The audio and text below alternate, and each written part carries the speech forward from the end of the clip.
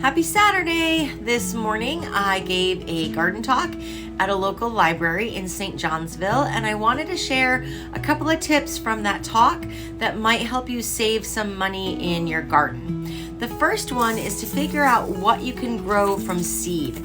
I'm in Zone 5B in upstate New York. Pretty much the only things we definitely cannot grow from seed and direct sow are tomatoes, eggplant, and peppers. Tomatoes, eggplant, and peppers like a really warm garden soil and really warm outdoor temperatures, air temperatures, and they have a long growing season. So if you're gonna start those, you really have to start those indoors in upstate New York. But a lot of things can be grown from seed, and the first thing is you can save a lot of money by growing from seed. All of these seed packets were $2.50 or so. I actually did not pay a dime for these because I got them from local seed swaps.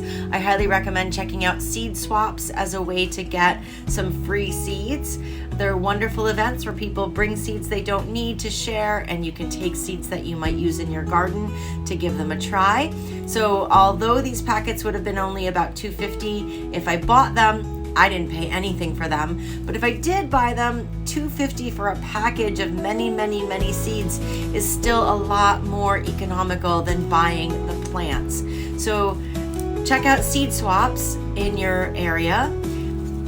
Grow from seed whatever you can. Direct sow as much as possible from these seed packets right into your soil.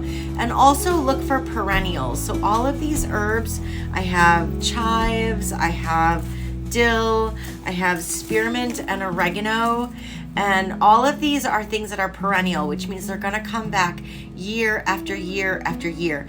Yes, some people tell you that mint is invasive. It's not invasive in my yard. I wish it would take over. I have lots of plants in the mint family, particularly my lemon balm that I wish would take over, and it grows really well, but it certainly does not spread to invasive standards as I wish it would, because I use so much of it and I love it so much.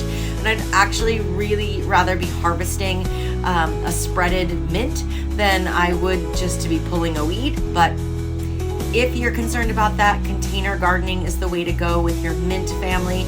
The mint family all has square stems, so it's not just things like spearmint and peppermint and all of the flavored mints, strawberry mint, pineapple mint, orange mint, chocolate mint. Lemon balm is also in the mint family. Oregano is also in the mint family.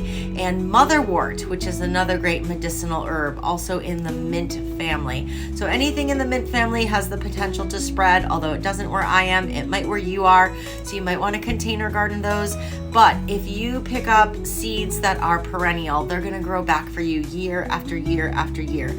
A lot less work and a lot more bang for your buck. A lot bigger return on your investment. So check out perennials if you're starting a garden this year.